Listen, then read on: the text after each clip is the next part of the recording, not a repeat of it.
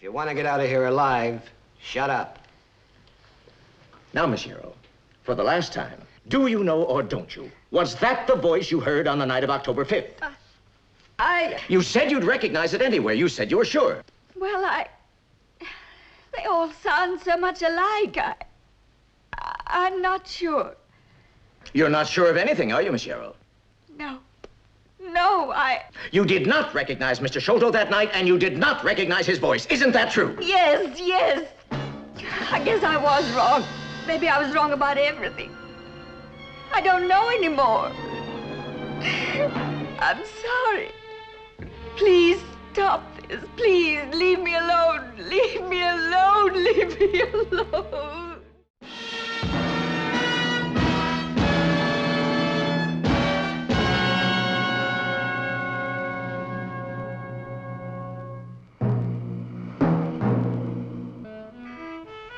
Be seated. The defendant will rise and face the jury.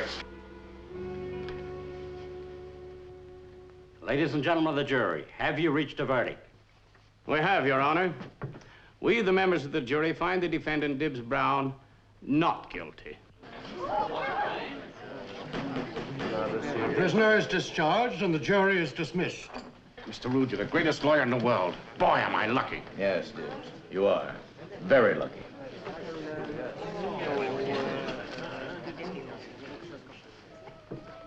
Well, Carlton Rood's done it again. But everybody Carlton Rood defends gets off. Sure, one of the prosecution witnesses got killed before he could testify. But legally speaking, Dibbs Brown had a fair trial. Unfortunately, most everybody knows that he was guilty of murder. Especially the bloodhound of the New York Police Department, Lieutenant John Henry Furnack. Well, and just what's your interest in the Dibbs Brown case? None whatsoever. I'm just interested in the law. Yeah, I know. And breaking it. John Henry, you know what really fascinates me about the law? It's the legal loopholes that lawyers like Carlton Rood can drive buses through. Who is this joker?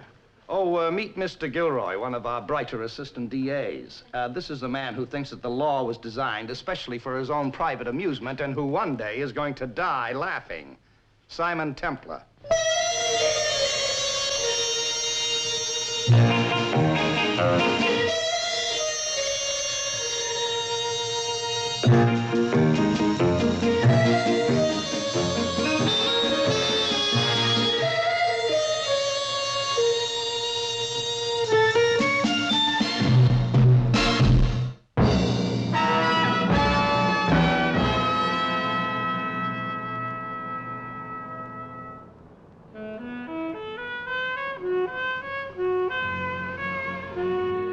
Hey, Joe, there's a light on. Somebody's in there. Relax, Willis. It's only the cleaning woman.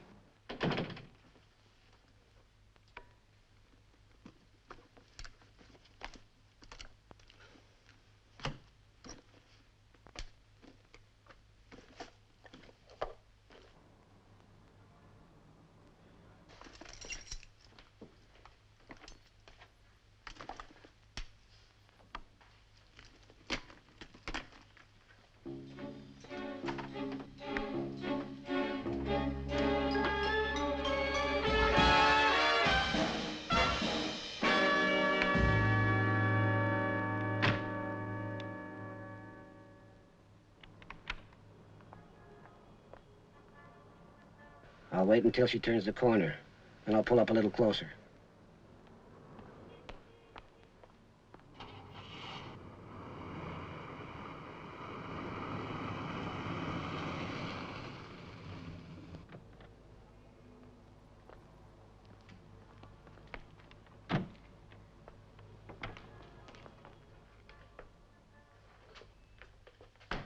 In here.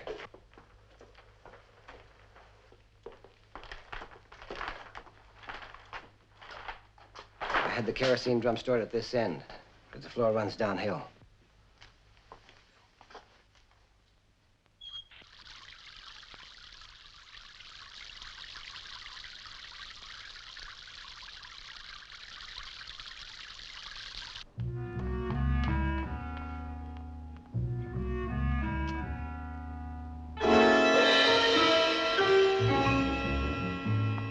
the fuse.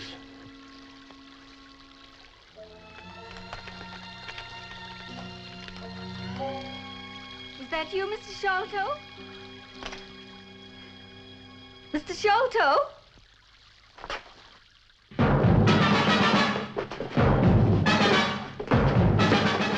Get it going! But Joe! Get it going!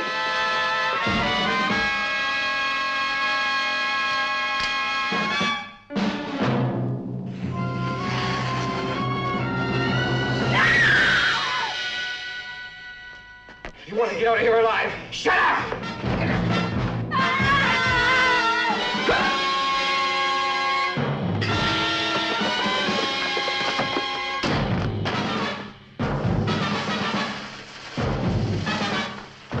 Joe! Any minute now!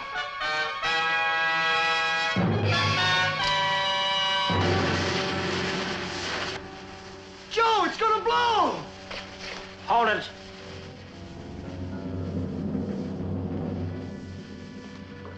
Get over there against the wall. Put your hands above your head.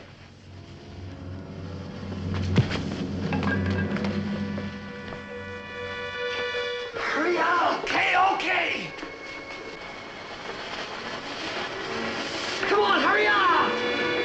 Carter!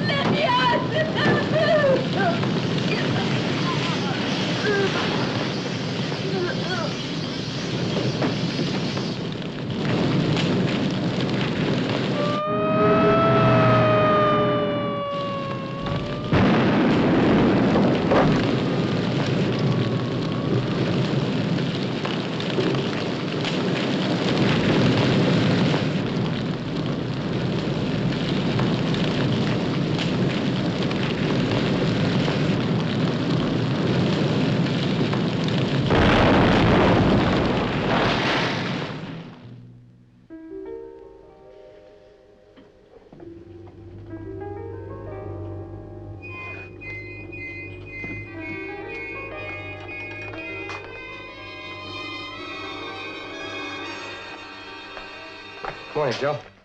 Frank, gee, is it 8 o'clock already? Yeah. What's the story? Her name's Yarrow. They pulled her out of that Shalto warehouse blaze last night. The minute she comes to, phone Lieutenant Fernack. Yeah, okay. So long. So long. Hello? Yeah. Yeah, the police woke me at 3 o'clock in the morning and told me. Well, I'm fully insured, so there's no financial loss, but what really gets me is this poor old cleaning woman. Yeah, I understand that a policeman lost his life trying to save her. Yeah, it's terrible. Well, thanks a lot for phoning. Huh? Goodbye. You know, Know what? Agnes Yarrow's still alive. She's in Bellevue. Unconscious and on the critical list. Yeah, but what happens when she comes to? She saw her. She'll talk. Willis, you know why I'm worth a lot of money and you're broke? Because I keep my head. Now, if I hadn't learned to deal with a crisis calmly, I'd never have gotten anywhere. But, Joe... Here, have a drink. Now, if that Yarrow woman talks, it's only her word against yours and mine. Now, relax. But, Joe, this cop is dead. That makes it arson and murder. We're in real trouble now. We're not in trouble. We're not gonna be. Carlton Rood will take care of that. You really think so? I know so. Miss Yarrow, can you hear me? Yes. I'm Lieutenant Fernack, New York Police Department. Can you tell me about the fire? Forgot wallet. Went back. Saw Mr. Shalto's car. Check that out. Yes, sir. Did you see Shalto? Yes, recognized him. Was he alone? Miss Yarrow, was Shalto alone? That's enough for now. The doctor said 2 minutes only. Okay. Stick with her. Yes, sir.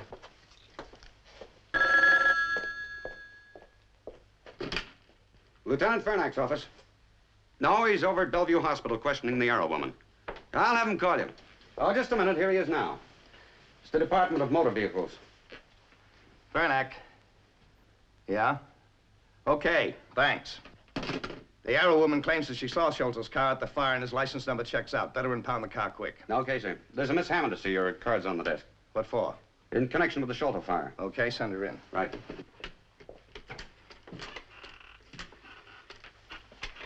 Fernak here. When will the arson squad report be in on the Shalto fire? Okay, fast as you can. Right. Lieutenant Fernak. Well, come in, Miss Hammond. Won't you sit down? Thank you. Mary Hammond, Industrial Insurance Company claims investigator. Well, you don't look like an insurance investigator to me. Well, Lieutenant, your badge isn't showing either. Okay, what can I do for you? I understand you're in charge of the Shalto fire. I am, so? Mr. Shalto is insured with our company. Oh, he is he? Uh-huh, and it's quite an interesting sequence of events. Oh, like what? Like Shalto owned the Bleecker Street warehouse and properties for 5 years. 3 months ago, the Acme Corporation offered to buy the land. Not the building? No, one of the conditions of the sale was that Shalto had to demolish it. Go on. Well, just a month ago, he insured the building with us for $200,000. Now it's very conveniently burned down. And Shalto saves the expense of demolition and collects $200,000. Maybe, unless there's evidence to prove that Shalto started the fire himself. Shalto's committed a lot of crimes, and we've never been able to pin anything on him. But this time, he certainly has a motive, hasn't he? I'd say so. Did you know that Shalto was seen at the scene of the fire? No, I didn't. Who saw him? The Arrow woman. She identified his car, and the license number checks out. We've impounded the car, and now excuse me. Fernak. Yes? Kerosene? I see. Okay, thanks. The Shalto warehouse was flooded with kerosene. Well, Miss Hammond, with the information we have and with what you've just told me, I think we've got a case. Fernak, you're wasting your time. I was nowhere near my warehouse the night of the fire. Mr. Shalto, I have a warrant for your arrest for arson. Now, let's get going. Okay, don't get rough. Nobody'll get rough if you do what you're told. Come on. Why not? My lawyer will have me out of there in 1 hour. And he'll get me a not guilty verdict at the trial, if there is one. Oh, yeah? And who might this legal magician be? Carlton Rood. I don't see any serious problem, Joseph, providing you're absolutely truthful with me. You set that fire yourself, didn't you? Oh, now, look here, Joseph, I'm your lawyer. Now, level with me. It's privileged communication. It can't be used against you. Now, you set that warehouse on fire, didn't you? Yeah. By yourself? Willis Burnham helped me. Oh, go on. Agnes Yarrow works there as a cleaner. We watched her go. She must have forgotten something because a couple of minutes later she came back. She caught you in the act. Yeah. And? We were desperate. I'm not interested in your emotional pressures. What did you do? We couldn't let her go, could we? You knocked her out and left her there. Yeah. Did she get a good look at you? I guess so. Well, could she identify you or not? Well, I don't know. It was pretty dark. What about the cop? So help me, Carl. I don't know. Look, the way I figure it is, the cop must have heard Agnes yelling for help after we'd gone, and he rushed in and tried and save her. It's the truth, Carl. On my word of honor. Let's not be facetious. So Agnes Yarrow is the only witness. That's right. And she's still in the hospital? Yeah. Carl, supposing something happened to her before the trial. As things stand now, Joseph, getting you an acquittal will be very difficult. Don't make it impossible. So that's the story, Simon. I knew you'd be interested. Shalto comes up for trial 6 weeks from tomorrow. With Carlton Rood defending. You know him. Oh, I've seen him operate. It makes me sick. Why? Because he's become a courtroom legend. The invincible Carlton Rood. He knows every trick there is in the book to get a criminal off. Confusions, delays, objections. I'd give my right hand to see him disbarred. Cheers. You think he'll get Shalto off? There's no doubt about it. But how? The obvious first step is to get rid of Agnes Yarrow. You mean kill her? Witnesses have died before in Carlton Rood trials. Oh, but Simon, Agnes is in Bellevue. She's surrounded with doctors and nurses. Nobody could possibly get to her there. When does she come out? A couple of weeks. Where does she live? She has a room downtown somewhere in Greenwich Village. I have her address. Does she live alone? Mm-hmm, as far as I know. You think we could talk her into staying here in my guest room until after the trial? I think so. Why don't we go down to the hospital and try it? So Mr. Templar thought maybe you'd stay at his place till after the trial. Why? I think you may be in danger. Because you're the only person who can identify the two men who started the fire. I don't think I can identify them now. Why not? Miss Yarrow, why not? Because I'm blind. When I came to, the closet was terribly hot, and smoke was coming under the door. I kept pounding on the door and screaming. Then everything went black. When I came to again, I was in Bellevue Hospital. Miss Yarrow, are you positive that the man who attacked you was the defendant, Joseph Shalto? Objection, Your Honor. The witness may possibly, to the best of her knowledge, considering her state of health, believe that she saw Joseph Shalto. But in no circumstances can she possibly make a positive identification of the defendant, because she cannot see him. Objection sustained. Very well, Your Honor. I'll rephrase the question. Miss Yarrow, you are positive the man who attacked you was Joseph Shalto? Yes, sir. You saw him, you recognized his voice and his car? Yes, sir. Thank you, Miss Yarrow. Your witness. May it please the court, I would like to defer my cross-examination of this witness until after I have presented witnesses for the defense. Granted. The prosecution rests. You may step down. At this time, Your Honor, defense moves for a direction to the jury of acquittal on the grounds that the learned prosecutor has based his whole case upon surmise and upon one witness who, for obvious reasons, cannot possibly make a positive identification of the defendant. I think not, Mr. Rood. Your motion is denied. Call your first witness. As Your Honor pleases. We call Mr. Willis Burnham. Call Mr. Willis Burnham. You were fine, Agnes. How do you think we're doing? With your insurance testimony and Agnes being an eyewitness, we've got Shalto nailed. Are you sure? You swear to tell I think so. True self, you got? I do. Be seated.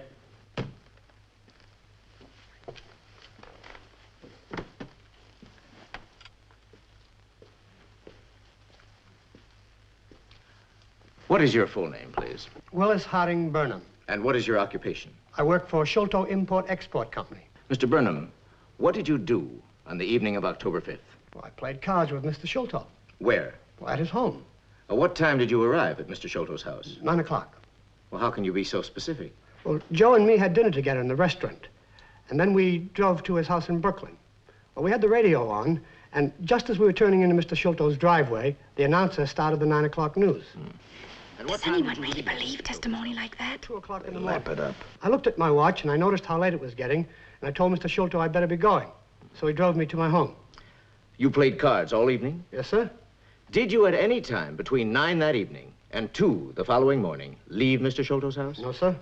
At any time during the evening, did Mr. Shalto leave his house? No, sir. In other words, during the entire 5 hours, you were continuously in the presence of Mr. Shalto inside his house? Yes, sir, that's right. Your witness, Counselor. Mr. Burnham, you have told the court that you and Mr. Shalto played cards for 5 hours on the night of October 5th at his house. Is that correct? That's right. What did you play? Pardon? What game did you play? Oh, gin rummy. You hesitated. Yeah, I couldn't remember for a second. Did you win? No, I lost. How much? I can't remember. Really? You can remember a dinner in a restaurant. You can remember driving to Mr. Shalto's house. You can remember an announcer on a 9 o'clock newscast, but you can't remember how much you lost at gin rummy. Well, it was only a few dollars. I can't remember. I see.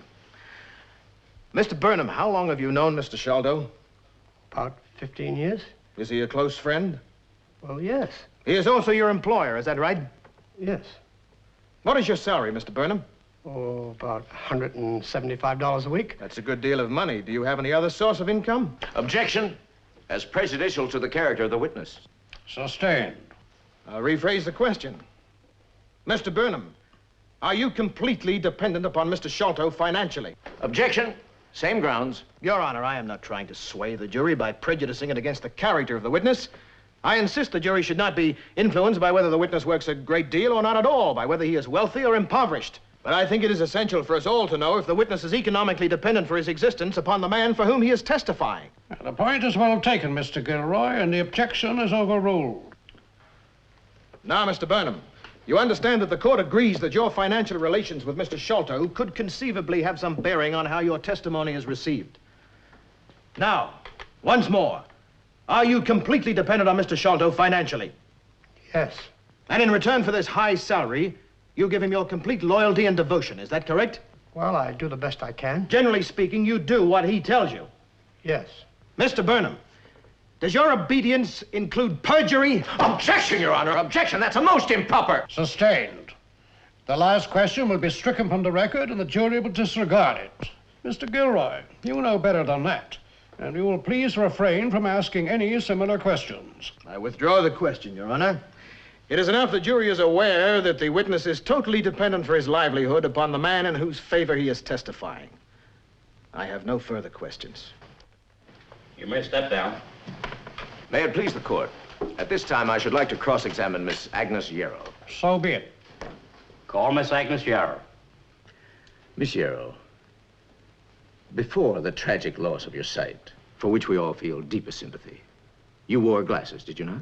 Yes. All the time? No, just for reading and working. You wore them to polish a desk or scrub a floor. Yes.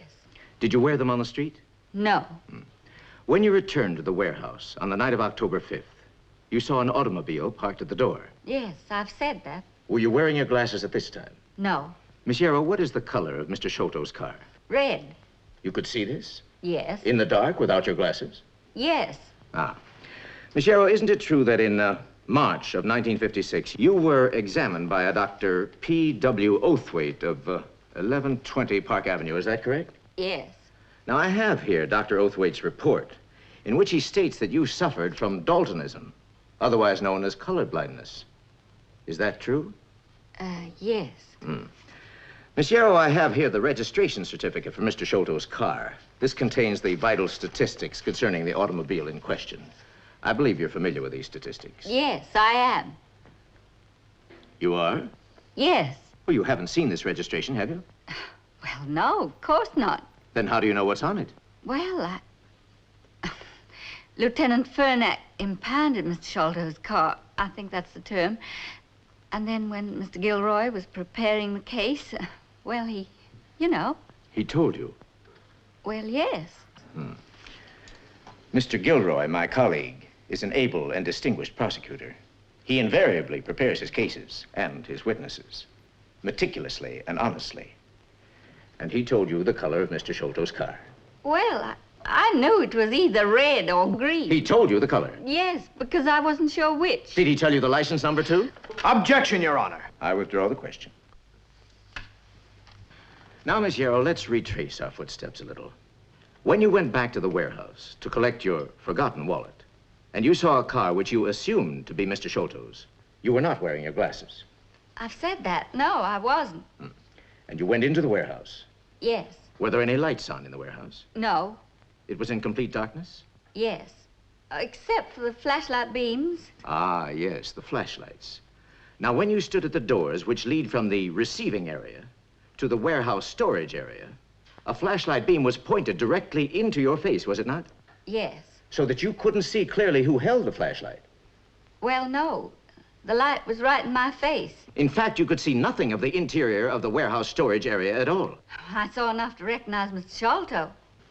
Well, you testified earlier that you called out.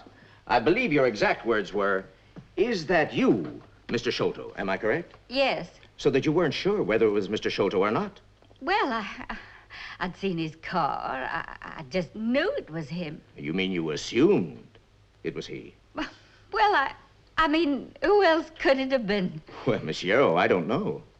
It might have been anybody, mightn't it? It was Mr. Shalto. I know it. Now, after you called out, "Is that you, Mr. Shalto?" you turned around and started running towards the doors. Yes. Well, now, why would you run away from Mr. Shalto? I was frightened. You've been frightened by Mr. Shalto on earlier occasions? No, but... But you weren't sure who it was. I know it was Mr. Shalto. Miss Yarrow, you had your back to this man who was running after you. Yes. Therefore, you weren't looking at him. Not exactly. Miss Yarrow, your back was to this man, was it not? Yes. And then this man grabbed you from behind and started dragging you towards the warehouse office. Yes. Therefore, at no time on the night of October 5th were you ever actually face-to-face with this man. Well, no, it all happened so quickly. And you were very frightened. Well, of course I was frightened. And confused. I know it was Mr. Shalto. Miss Yarrow, you are under oath. Did you ever, on the night in question, see Mr. Shalto face-to-face in even a reasonably good light? No. Then you cannot positively swear beyond any question of a doubt that your unknown assailant was Mr. Shalto at all. No.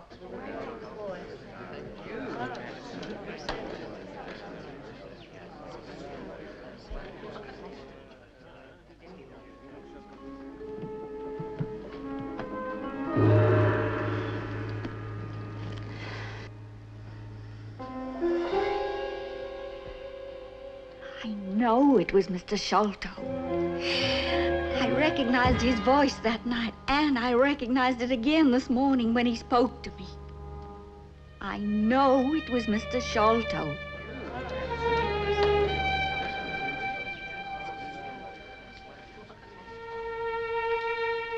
Your Honor, we would willingly consider as admissible evidence the assertions of the physically handicapped witness that she can identify the defendant by his voice if she can prove them to the court under test. To prepare such a test, we request an adjournment until Monday morning. Mr. Gilroy. No objection at this time, Your Honor, but... Motion granted. The court will adjourn until Monday morning next at 10 o'clock.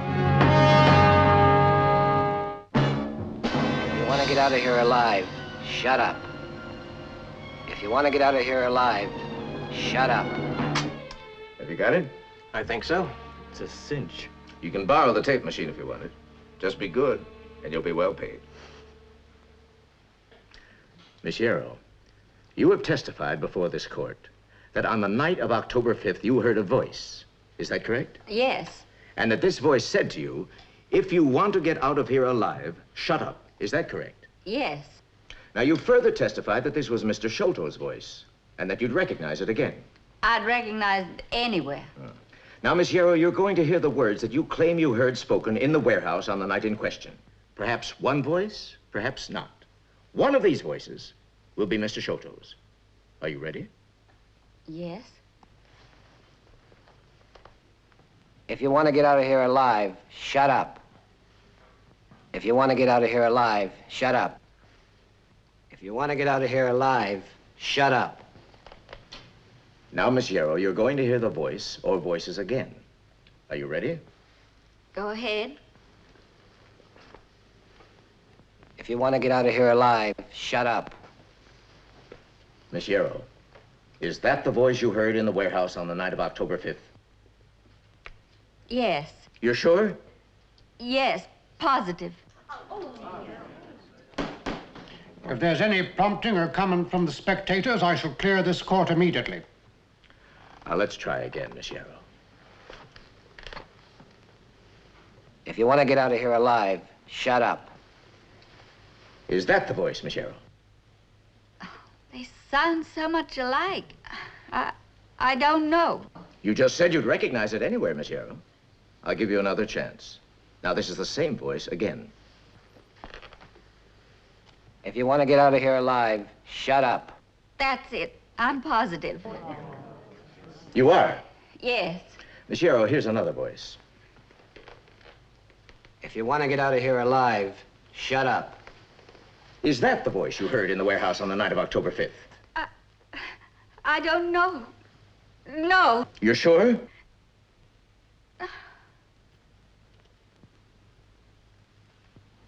If you can't answer, why don't you admit you were wrong? Are you afraid that if you were wrong about this, you might have been wrong about everything? Your Honor, we agreed to a courtroom test, not the procedures of a torture chamber. I'm perfectly willing to give Miss Yarrow another opportunity.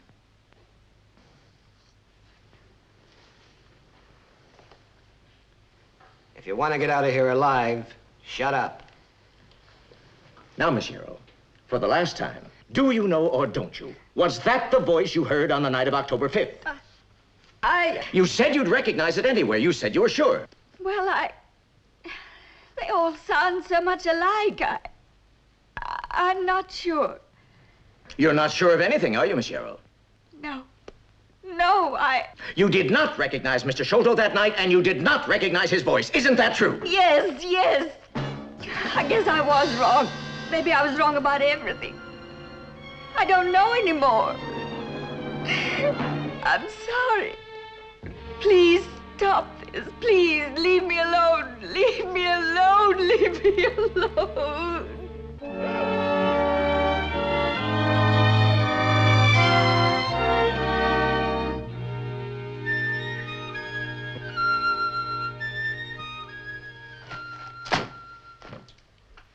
Sorry.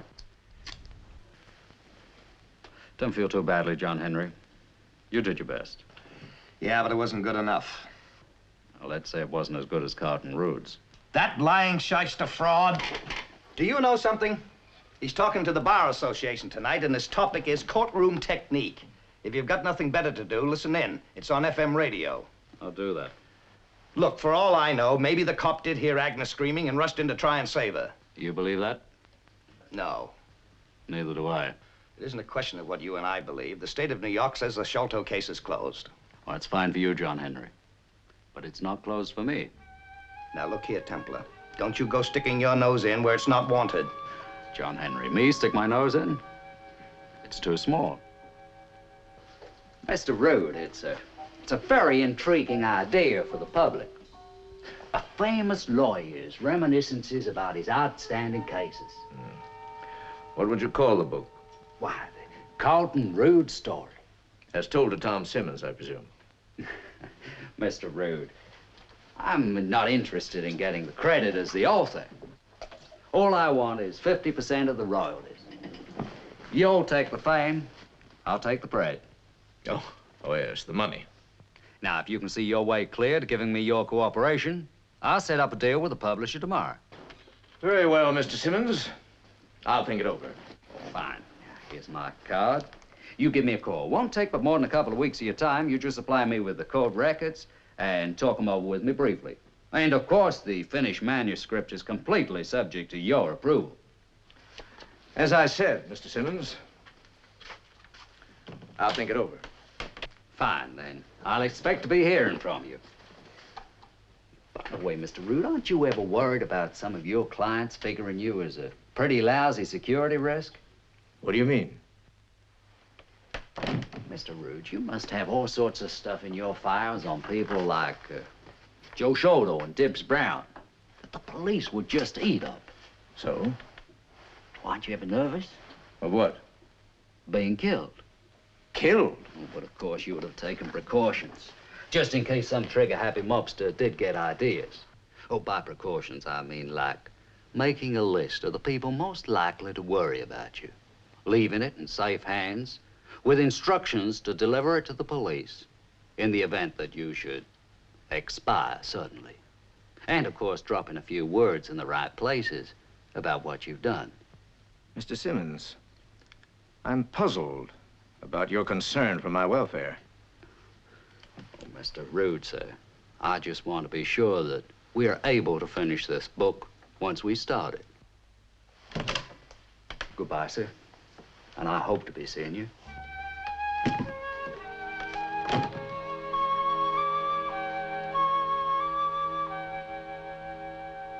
And in conclusion, ladies and gentlemen of the Bar Association, let me suggest to you that serving these cherished, eternal ideals of justice is the solemn, sacred mission of each and every humble practitioner of the law. Is the solemn, sacred mission of each and every humble practitioner of the law. Stan, that's terrific. It's incredible. Well, not really. I've been soaking up that slop for almost an hour. So that's how Rood did it. Yes, Agnes, and that's how we're going to do it back to him. You want to run through it once? I have your time? I thought you said you wanted to go out. Oh, I have to do a little errand before Mr. Rood leaves the Bar Association dinner. Then let's try a take. All right. All ready? Go ahead. Mr. Rood, the senator's been appointed chairman of the Crime Commission, and he's determined to get Shalto. Why come to me? Because you're his lawyer. You understand that the senator is prepared to be very generous.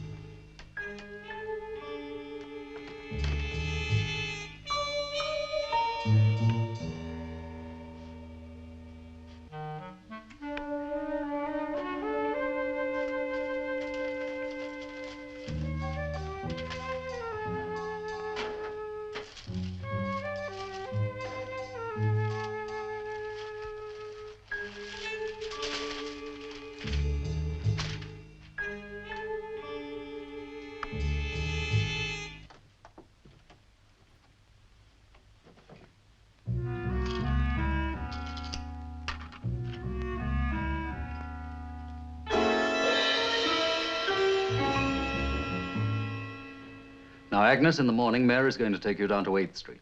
I want you to talk to your landlady, your neighbors, spread it around that you're going to have an eye operation. And that some big, rich, important lawyer is going to pay for it. All right, Mr. Templar. Whatever you say. Are you sure there's nothing missing? None of the private files? Nothing, Mr. Rood. Only a blank reel of tape. Mrs. Donaldson, do you think it's possible that some of my clients might want to... Want to what, Mr. Rood? No, it's ridiculous. Call the building superintendent about new glass for the door. Yes, sir.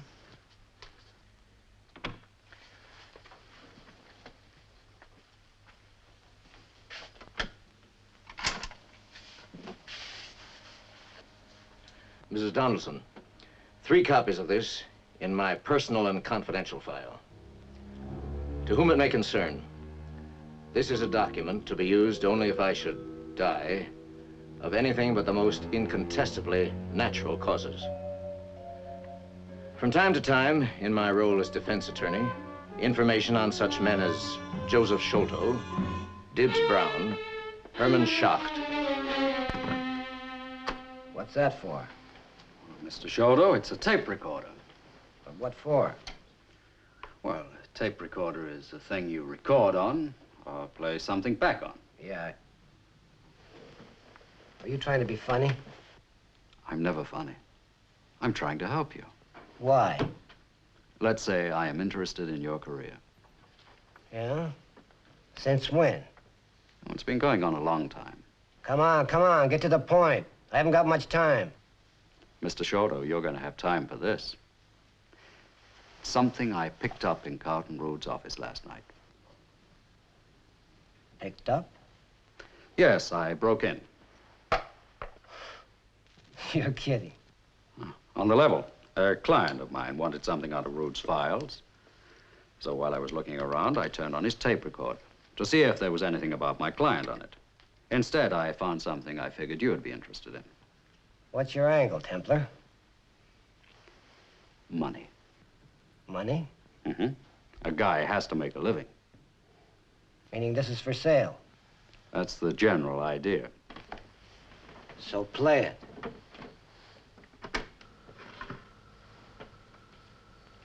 Mr. Rood, the senator's been appointed chairman of the Crime Commission, and he's determined to get Shalto.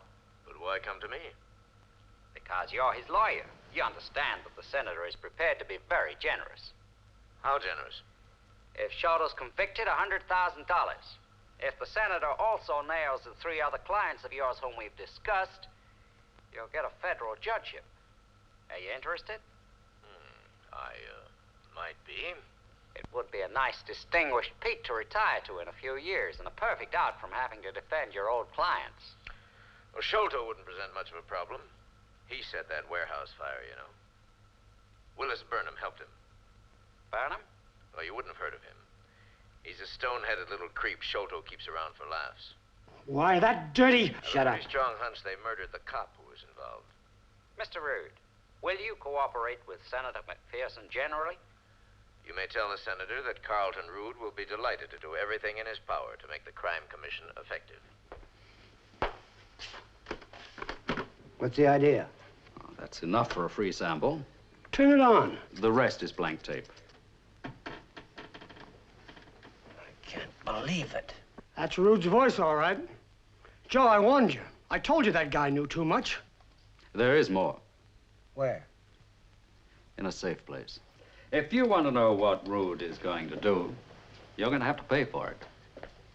Of course, the advantage of knowing Rood's plans is that you might be able to stop him. And you do want to keep all this, don't you?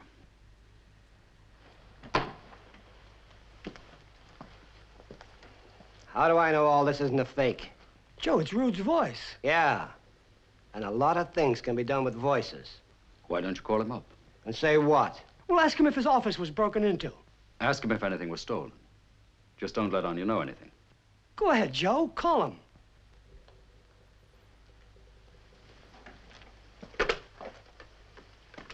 Get me Carlton Rood. I'll hold on. The first thing you might stop is Agnes Yarrow's eye operation. If it's successful, she'll identify you. What? The details are on the other tape.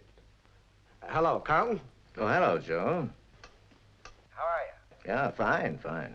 I heard a rumor that your office was broken into. Is that right? Yes, that's right, Joe. Last night. Anything taken? No, nothing at all, except a reel of tape from my recorder. Tell me, how did you find out? Oh, these things get around. You know how it is. I'll be seeing you, Carl. Did he confirm it? Yeah. I always said that Rood was too slick. Joe, you gotta shut him up. What's all this about Agnes Yarrow? Oh, ask anybody in her old neighborhood. She lives down on 8th Street. I have her address somewhere. I know her address. Go on. Her landlady's been telling everybody that she's going to have some sort of eye operation. And a big-shot lawyer is paying for it. Go down and talk to Yarrow's landlady. Okay, Joe. Check with the neighbors while you're at it. Okay.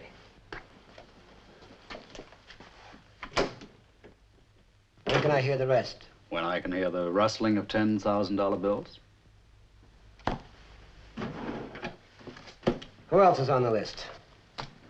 Oh, Dibbs Brown, Herman. You can't trust anybody. Not even your own lawyer. Here. Fair exchange. Now beat it.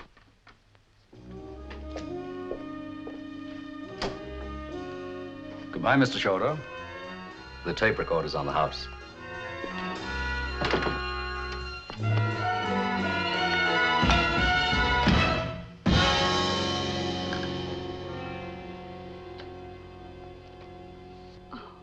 $10,000? Why, that's a fortune. It's all yours, Agnes. Simon, what do you think will happen? Who knows?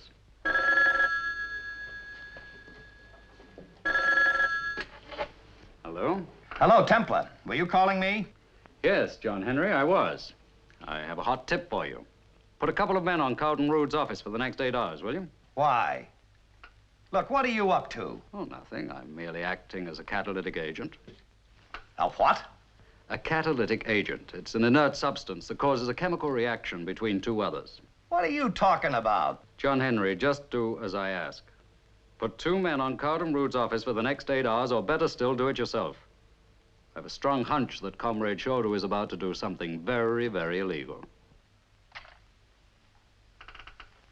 And it's possible that if Miss Yarrow gets her sight back, you might reopen the case. Fernack and the DA's office would love to get Shalto on a murder rap because of the cop. Failing this, you should be able to get Shalto on income tax evasion for any of the past 5 years, but especially 1960. Joe, In my opinion, Senator McPherson's best line. Did you talk to the landlady? Yeah, and to the old lady next door. They both say that Agnes is having an eye operation, and that some big shot lawyer's picking up the tab. Come on, Willis.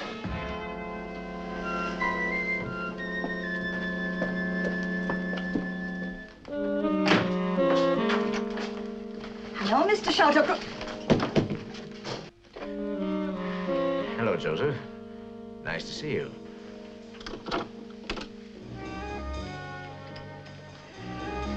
Won't be for long.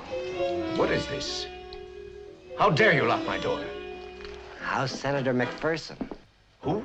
So I'm a stone-head little creep, am I? What are you talking about?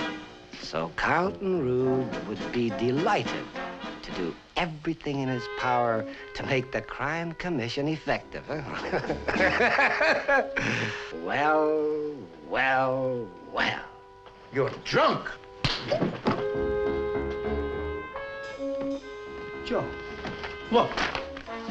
Private and confidential. But then you don't keep any secrets from me, do you? Well, you have no right to look in that. It's... You even had to write everything down, didn't you? You rotten, two-faced, double-dealing... Shush! Get out! You heard me, get out! Shalto in there? Yes. Get out! Come on, open up.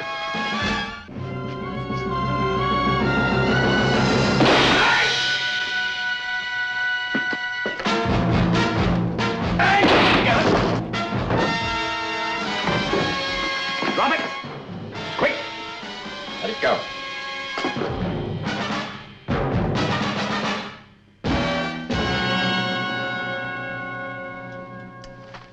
Well, that's that. Something bothering you, Lieutenant? You know, Templar, I've got a feeling that you had something to do with this. John Henry, you got me to the quick. Did I shoot Burnham? Did I shoot Rood? Did I sentence Shalto to the chair? No, but you knew something was happening. That's why you asked me to keep an eye on Rood's office. But I didn't know what was going to happen, did I? And if Shalto hadn't locked the door, you would have been in time. John Henry, I give you my word, all I did was set in motion certain actions and reactions.